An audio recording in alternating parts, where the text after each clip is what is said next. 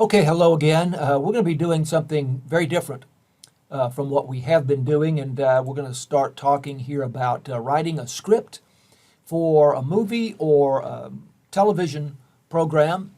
And by television program, I mean a sitcom or a dramatic program or a soap opera. And I will be describing some assignments for this on my Leo 2DL. But you will have, as you look at this outline and this video in this particular week, you will have a fairly minor assignment to do having to do with a script for a movie or a television program, but then there will be a more involved, more demanding assignment for the rest of the semester, which I will describe on my Leo 2DL. So let's get into this. That's Mel Brooks. Some of you may know who Mel Brooks is. You may have seen Blazing Saddles, or you may have seen Young Frankenstein, but Mel Brooks is a funny man in a lot of ways, but he's a writer and a director. And Mel Brooks says anybody can direct. There are only 11 good writers. Well, of course, there's more good writers than that, but Mel Brooks certainly considers himself to be one of them and is one of them. And it's a tremendous skill to be able to write movies and television programs. Every movie you have ever seen, every television program you have ever seen was written. Somebody wrote it from start to finish. Before it was filmed, before the actors did their thing, did their performance, before anything else, it was written. So that's what we're going to talk about here, and most of you probably will not write professionally movies and television programs, but this is media writing and multimedia writing, and so we cover a lot of ground. So I'm gonna show you a part of a video here on how to format the script. It is very important how you format what you write, that it be in the correct format. If it's not in the correct format, you're wasting your time in terms of trying to sell a script. So let's have a look at this video.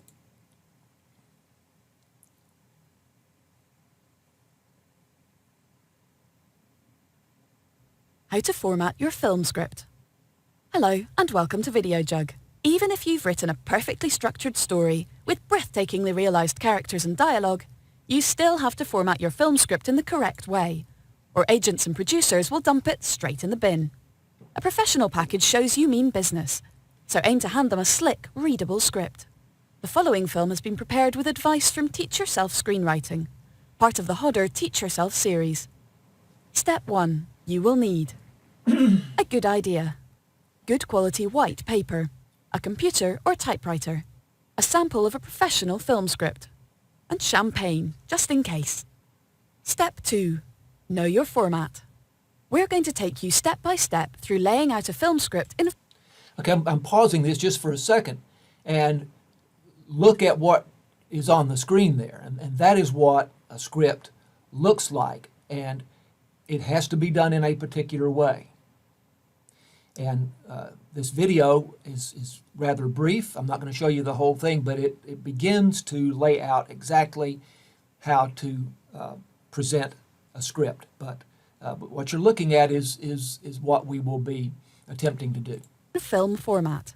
This format is used for feature films, all TV shot on film, made-for-TV movies and miniseries, plus all American teleplays and sitcoms. There are certain rules you must follow for the sake of clarity. Some are flexible, most are not. So before you begin, get hold of a professional script and have a good look at it to get an idea of how a properly formatted screenplay should look. I'm going to provide you with a link that will allow you to look at a lot of different scripts, and you can use those as an example in any assignment that I give you. I will also provide one or two brief examples that you can look at, but that link that is in this outline, and I will also make that link available on my Leo 2DL, will be very helpful because you can look at a lot of different scripts. If you're struggling, there are software packages available that will do the formatting for you, but they can be expensive. Step 3. Use the right font. Never submit a handwritten script. It will be automatically rejected. Instead, use a computer or typewriter. You must use Courier font size 12. It's the industry standard and easy to read. It also helps readers to gauge the length of your script. Never use italics, bold, or any kind of fancy formatting. If you must emphasize something, underline it. Step 4. Set your margins. This diagram shows the correct measurements for your film script template. Your margins should be set as follows. Left, 1.5 inches. Top, 1 to 1.5 inches. Bottom, 1 inch minimum. All scene headers and action descriptions should follow these margins, and the width of this text should be no more than 6 inches. So set your right-hand margin accordingly. It should be 1 inch at most. Step 5. Position your dialogue correctly. Dialogue is introduced with a character cue to indicate who's speaking. This is the name of the character in capitals, positioned approximately 4.2 inches from the left-hand edge of the page. The actual dialogue text appears directly below the character name. There's no need to miss a line. The lines to be spoken should begin 3 inches from the left-hand edge of the page, and each line of dialogue should be no more than 3 inches wide. I'm going to pause this again. Notice that there's a hard left margin here. So it's not just that the dialogue is centered, but that there is a hard left margin, and she just said 3 inches in. Now, I'm also going to provide you with a link to a free software package that will help you format what you write. So, and students in the past have found that very helpful, but we will come to that later. Directions for actors, also known as parentheticals, are generally situated in brackets below their character name, about 0.5 inches to the left. For more information on writing dialogue and directions for characters, watch our other script writing films. Okay, I'm going to pause her there. This goes on for another couple of minutes. You can certainly watch this on your own as many times as you want. And it's available right here. Here is another follow-up video from the same company, same outfit. And then here's some also tips for screenwriters, 1 and 2. These are more general and less specific, but you may want to watch those as well. Again, as she said, use the font Courier 12 point in writing your script. This is how particular it must be, and how particular people who would be reading scripts and deciding whether to use them or not would be. So if they see some weird-looking font, what would be weird to them would be anything other than Courier, then they're likely to reject it because they think you should know that Courier 12 point is the standard. Elements of playwriting. We will look at some of the examples here at some point later. The action sets up the story. It explains the situation, the background of the characters, an explanation of circumstances. These are things that are outside of the dialogue, things that the viewer would see and hear, but is beyond the words that are spoken. And I've got a video here on the action.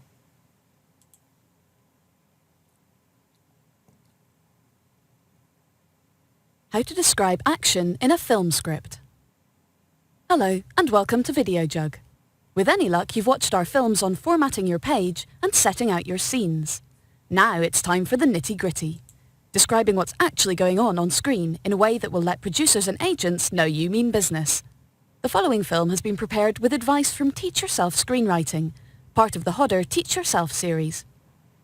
Step 1. Scene direction. The scene direction is the text containing all the non-dialogue descriptions of events and characters' actions that drive the story. It's also known as business, or the black stuff. For advice on setting it out on the page, watch How to Format a Scene. Your role as the writer is to communicate the characters and storyline to a reader, and not to dictate the nuts and bolts of production. There are, however, a few useful abbreviations you should know. VO, voiceover, like this. OS, off-screen. Derek, where are you? Keep your hair on. I'm coming. MOS, without sound. POV, point of view. FG, foreground. MG, midground. BG, background. Step 2. Camera angles. Be very sparing with your use of camera angles and technical directions. It's up to the director to decide what to use, and getting it wrong or overdoing it can make you look amateurish. If you do feel the need to include shot descriptions, keep them basic. LS, long shot. MS, medium shot. CS, close shot. CU, close up. Okay, we'll pause this here again. You can watch more of this on your own as much as you want. You can watch it as often as you want. But the action is part of the script. And well, again, I will show you some examples of this in an actual script. Plot is, of course, the thing that drives the story. It is the story itself, really.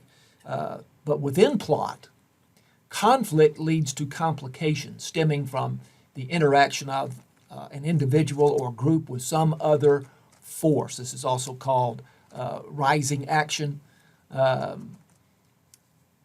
all drama and all stories, really, whether they be in the form of a movie or television program or even a novel, have conflict. There is a problem that must be overcome. If there is no conflict, there is no story. And you yourself know in your own life there is conflict. And it may be severe conflict or it may be minor conflict, but there is conflict. This causes complications, and that's the story. How do we resolve those complications and resolve the conflict? Again, I'll show you a little bit of this video on script writing here from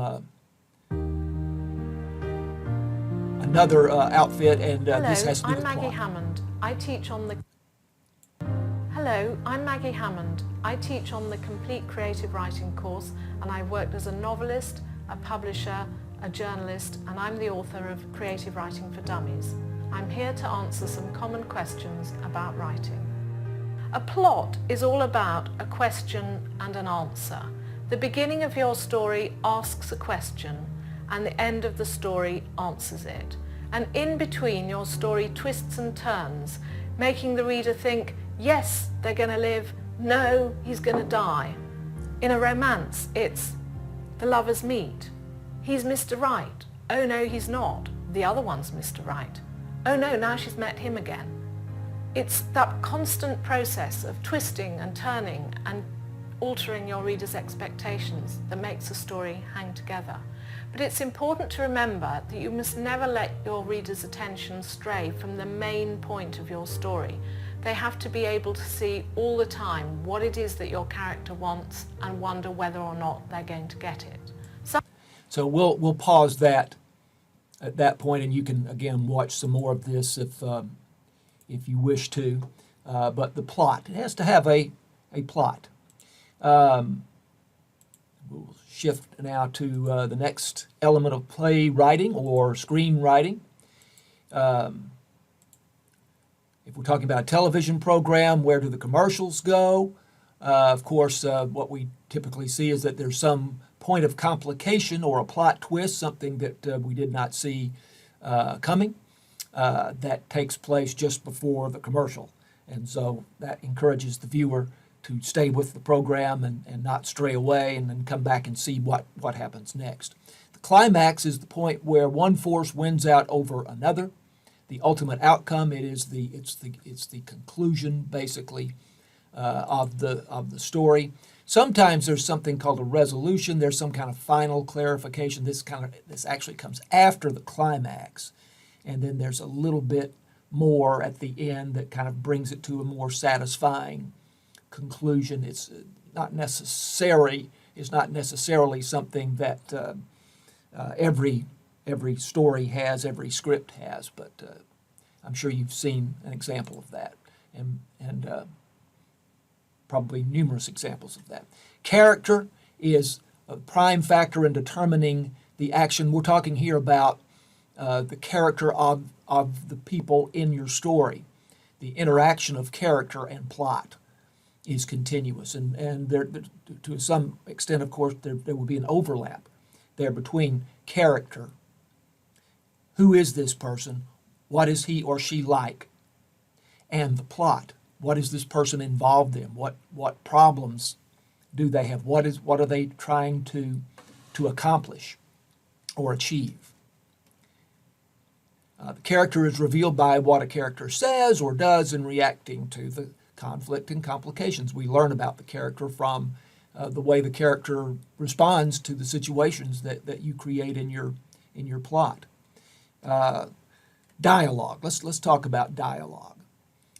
This is the line spoken. Dialogue is the line spoken by the characters. This is what the characters say to each other, and must be consistent with character, must make sense within what we know about this particular character. And of course, the dialogue, to a great extent, is going to reveal character as well. It does reveal the character, and the dialogue does advance the plot. Some movies or television programs have more dialogue than others. If we're talking about a movie made of a Jane Austen novel, there's a lot of dialogue there, a lot of talking there. If we're talking about some action movie, not so much dialogue. So and there would be more action, which I've used that term later, literally action, and the action part of the script would be more descriptive in an action type movie, as you might expect. But dialogue, these are the lines spoken. And visual action can absolutely substitute for dialogue. Let's look at a video here on the subject of writing dialogue.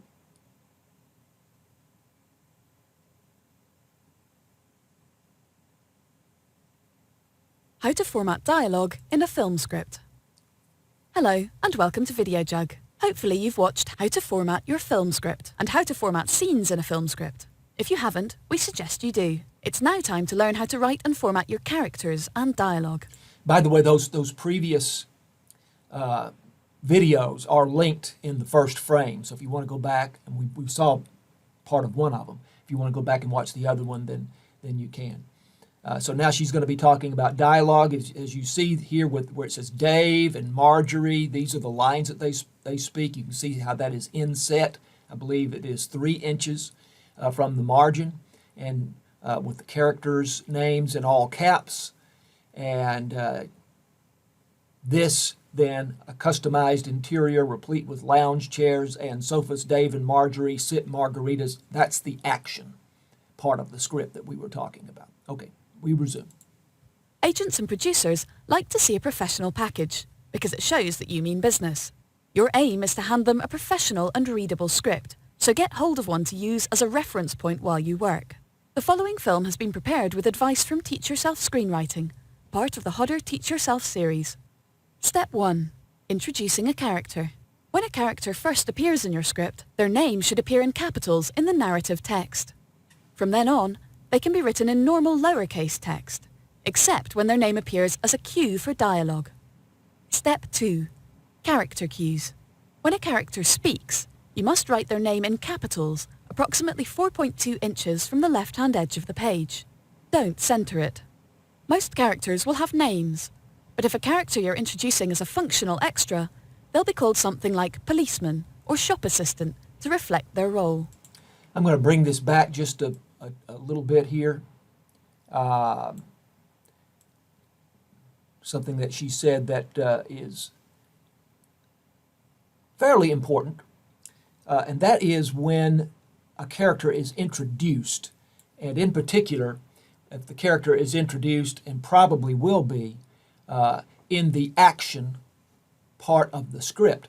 Notice Anna and Jim, this is the beginning of the script. So when they appear in this action part of the script, then their names appear in all caps. the first time. This is why it's highlighted here, Jim, all caps. The next time he's referred to, it is not all caps, but it's always all caps in dialogue. Okay? So that's an important thing to remember and to understand. And we'll continue. I think I will. I'll let you look at this. Television programs have a smaller scale.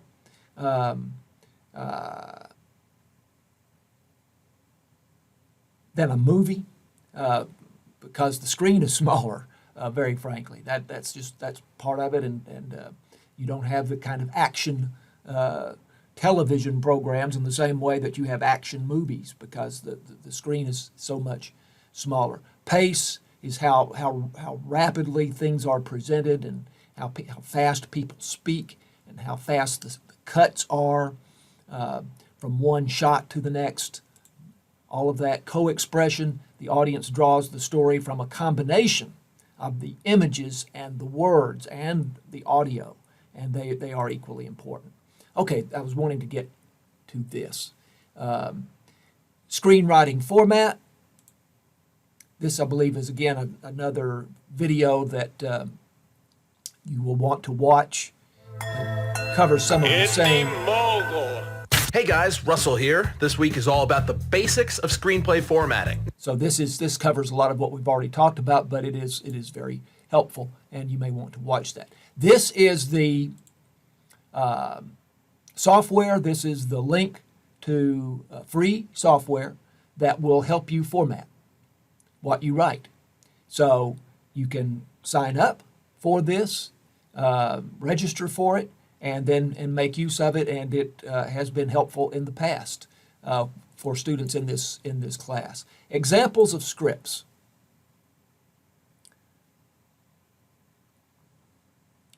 Okay, so there are all kinds of scripts here. I think I'm linking this, I have linked to TV scripts, but there's also a link to movie scripts. And some of these are very old television programs. The Alfred Hitchcock Hour, going back to 1963. Others are more recent, into at least the post-2000 period, some from the 90s, but the format really hasn't changed. I'm not sure when this particular format started, but it has not changed in probably 100 years. There's a lot of different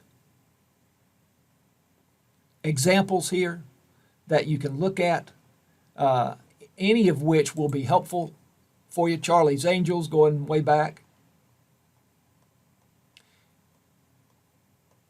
We're going to want to begin with the actual story itself, and this would be a good example of a dramatic television program script. Again, fade in, exterior, Vale's Restaurant, establishing shot day, very typical beginning. A small Italian restaurant with a takeout business. What are we seeing? What is the viewer seeing? Interior, restaurant, day. Again, this is your action. It describes what the viewer is seeing. Notice as characters are introduced that those names are in all caps. And then we see the dialogue here. Every time with the character in all caps and indented. The dialogue is indented 3 inches, but you have that hard left margin there. Okay, so a lot of examples of scripts then are provided for you. So I will be describing and explaining an assignment having to do with this on my Leo 2DL, and then there will be an assignment near the end of the semester that you might start working on right away. It's not going to be a full script. That would be 120 pages for a movie or thereabouts, and obviously I'm not going to ask you to do that, but I will ask that you do an original script, or the beginning of an original script. And again, on my Leo 2DL, I'll be telling you more about that. Good, thanks, and we'll see you next time.